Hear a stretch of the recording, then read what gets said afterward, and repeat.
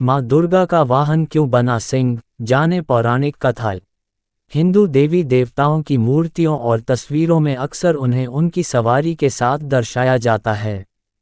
भगवान के हर स्वरूप और उनकी सवारी का अपना महत्व और जुड़ाव है, जिसके पीछे शास्त्रों में कई कथाओं का भी वर्णन किया गया है।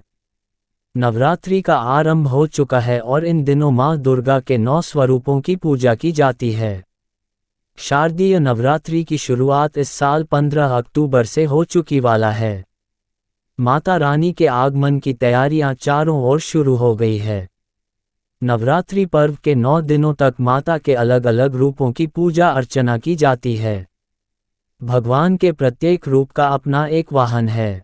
जैसे भगवान गणेश का वाहन मूषक राज, तो वहीं भगवान शिव का वाहन नंदी महाराज हैं। माता दुर्गा हमेशा सिंह की सवारी करती हुई नजर आती हैं। क्या आपने कभी सोचा कि माता शेर की ही सवारी क्यों करती हैं? माँ दुर्गा तेज, शक्ति और सामर्थ्य की प्रतीक हैं और उनकी सवारी शेर है। शेर प्रतीक है आक्रामकता और शौर्य का। ये तीनों विशेषताएं माँ दुर्गा के आचरण में भी देखने को मिलती है। ये भी रोचक है कि शेर की दहाड़ को माँ दुर्गा की ध्वनि ही माना जाता है, जिसके आगे संसार की बाकी सभी आवाजें कमजोर लगती हैं। माँ दुर्गा की सवारी शेर।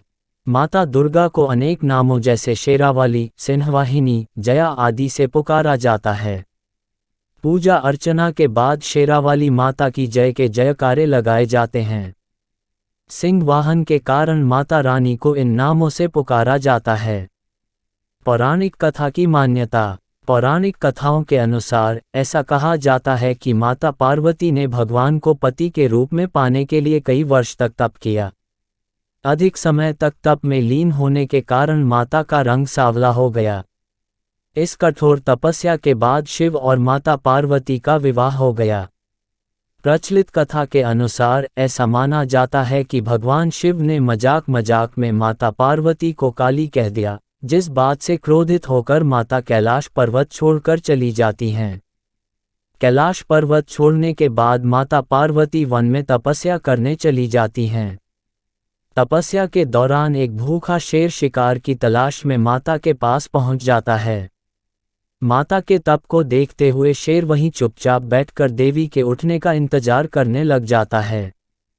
कई वर्ष बीतने के बाद भी शेर वहीं बैठा रहता है। समय बीतता जाता है, लेकिन माता के तपस्या से उठने का कोई भी आसार नजर नहीं आते। माता की तपस्या को देखते हुए भगवान शिव प्रकट होकर देवी को गोरे होने का वरदान देकर चले जाते हैं। इस वरदान के थोड़े समय बाद माता पार्वती तप से उठकर गंगा स्नान करने जाती हैं।